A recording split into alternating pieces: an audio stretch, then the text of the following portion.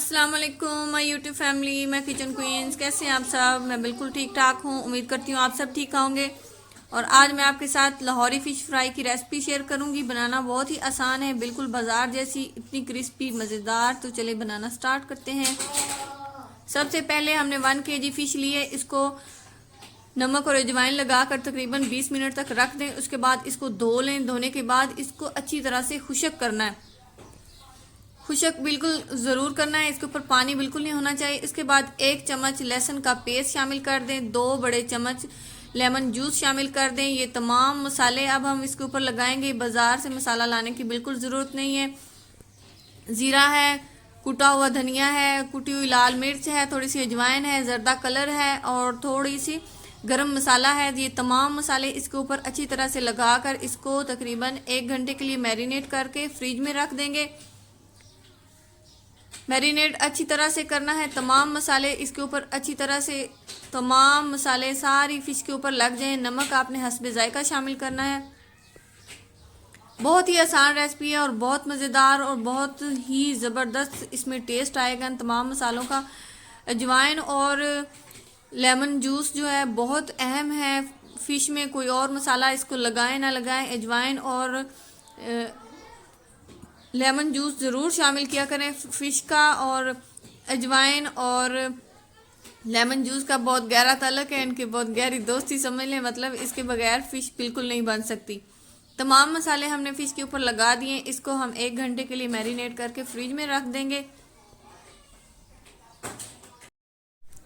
इसके बाद हम इसके लिए कोटिंग तैयार करेंगे। इसके लिए मैंने आधा कप बेसन लिया है और 1/3 कप कॉर्नफ्लोर लिया है। इसमें थोड़ा सा पानी शामिल करके बस इसकी लेवी सी तैयार कर लेंगे। थोड़ा थोड़ा पानी शामिल करके, एकदम सारा पानी शामिल नहीं कर देना। इसके बाद इसमें थोड़ा सा ऑयल शामिल कर देंगे और इस तमाम बैटर को हमने फ़िश के ऊपर अच्छी तरह से लगा देना है। बैटर की आप थिकनेस चेक कर लें ताकि सारी फ़िश के ऊपर अच्छी तरह से लग जाए। इसके ऊपर सारा डाल दिया है और इसको अच्छी तरह से मिक्स कर लेना है। तमाम बेसन और कॉर्नफ्लोर का जो हमने बैटर बना कर रखा था, इस सारे बैटर को इसके ऊपर फ़िश के ऊपर अच्छी तरह से लगा लेने के बाद इसको हम करेंगे फ्राई। अगर आपको मेरी ये रेसिपी अच्छी लगे तो आपने मेरे चैनल को सब्सक्राइब ज़रूर करना है, वीडियो को लाइक और शेयर भी करना है। अगर आपने मुझे इंस्टाग्राम, टिकटॉक और फेसबुक पर फॉलो नहीं किया तो प्लीज़ वो भी कर लें। लिंक्स मैं डिस्क्रिप्शन में दे दूँगी। तमाम फ़िश को हम इस तरह फ्राई करेंगे और फ़िश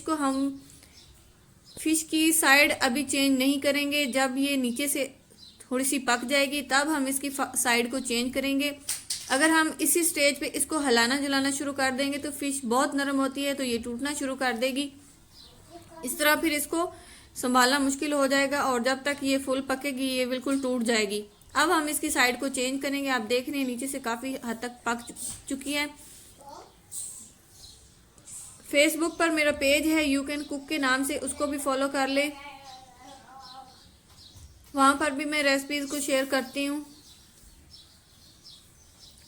इस फ़िश को हम बिल्कुल फुल फ्राई नहीं करेंगे, इसको हम हाफ डन करेंगे क्योंकि आपने देखा होगा कि शॉप पर भी जहाँ पर फ़िश वगैरह बेचने वाले जो होते हैं लाहौर में, वो इस तरह थोड़ी थोड़ी सी फ़िश उन्होंने पका कर रखी हुई होती है। जब कोई लेने आता है तो उसको वो फिर उसके बाद फुल डन मतलब फुल फ्राई करके दे देते हैं। इसी तरह इसलिए उसमें टेस्ट भी बहुत ज़्यादा होता है और वो क्रिस्पी बहुत ज़्यादा होती है।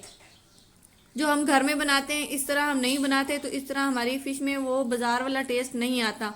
अगर आप इस तरीके से बनाएंगे तो आपकी फ़िश में, जो घर पर आप फ़िश बनाएंगे उसमें भी बिल्कुल बाज़ार वाला टेस्ट आएगा।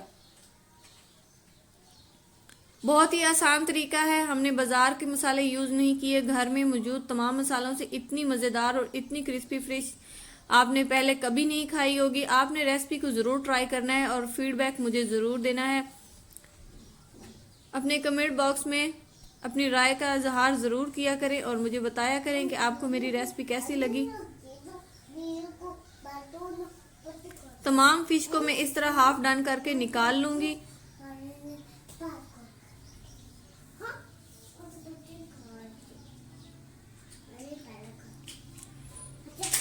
अब जो मैंने हाफ डन करके रखी हुई थी फ़िश, अब उसको दोबारा से मैं फ्राई कर रही हूँ।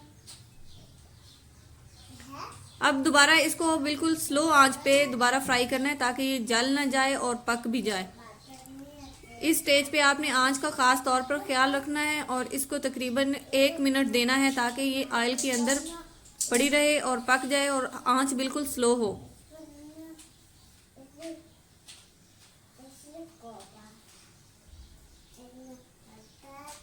रमज़ान में आप इसे इफ्तारी के लिए भी बना सकते हैं, बहुत ही मज़ेदार, बहुत टेस्टी। लें जी, हमारी फ़िश फ्राई हो गई है और आप इसकी क्रिस्पीनेस चेक कर सकते हैं कि ये कितनी मज़ेदार है और टेस्ट तो इसका लाजवाब था, बहुत मज़ेदार। आपने इसको ज़रूर ट्राई करना है। मुझे अपनी दुआ में ज़रूर याद रखिएगा। मेरी तरफ से सबको अल्लाह हाफिज़।